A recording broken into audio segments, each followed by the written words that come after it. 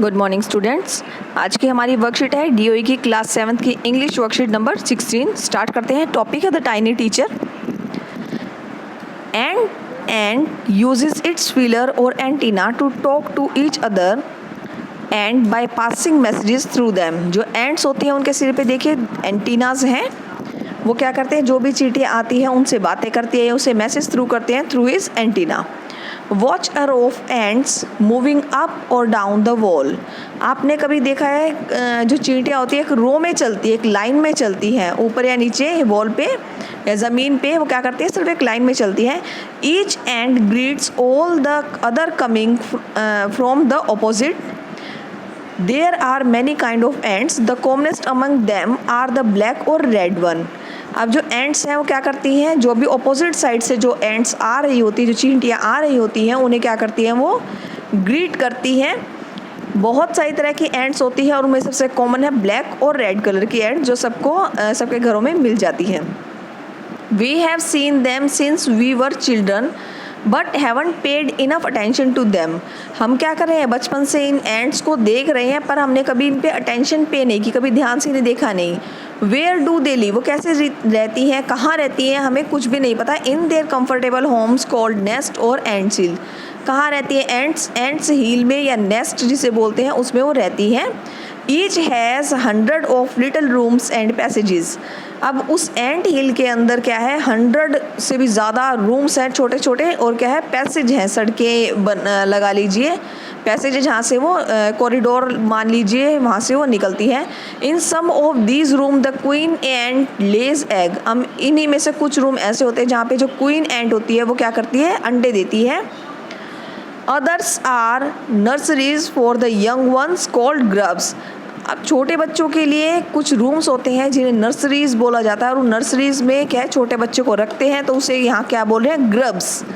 Worker have their reserved quarters, they spend most of their time searching for foods. अब चींटियों में भी क्या है, अलग अलग काम दिए गए हैं। जो वर्कर्स होती हैं उनके लिए क्या, कुछ रूम्स अलग से रिजर्व्ड होते हैं और उनका काम क्या होता है, खाने को ढूंढना, searching for food. Some rooms serve as store house for this food. कुछ रूम्स किसके लिए यूज़ होते हैं, स्टोर हाउस के तौर पे, कि वहाँ पे खाना रखा जाता है। Soldiers have separate barricades. Soldiers के अलग से रूम्स होते हैं। No worker has ever try to live in a soldiers house, no soldier has ever gone out for searching food. अब जो सोल्जर्स हैं वो कभी भी क्या है, जो कॉमन रूम बने होते हैं वर्कर्स के लिए, वहाँ पर जाते हैं, या जो वर्कर्स होते हैं वो कभी भी सोल्जर्स के रूम में नहीं आते। ना ही कोई सोल्जर क्या है, खाना ढूंढने के लिए बाहर जाता है। नो वर्कर और सोल्जर और cleaner has ever harmed a grub.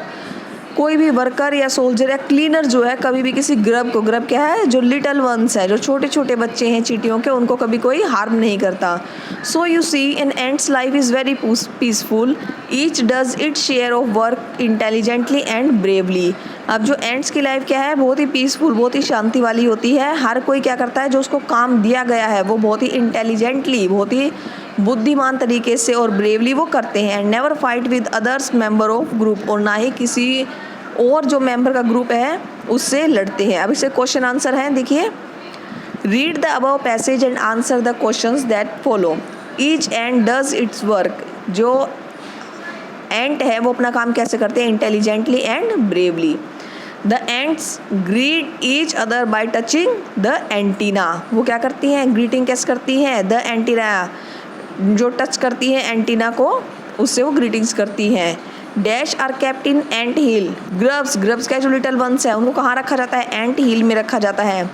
Ant hills have 100 of little rooms and passages. Ant hill में क्या है, 100 ऑफ रूम्स एंड पैसेजेस हैं। And ants life is peaceful. तो यहाँ पे हमारी वर्कशीट क्या होती है, ख़त्म होती है। होपफुली आपको ये समझ में आ गई होगी।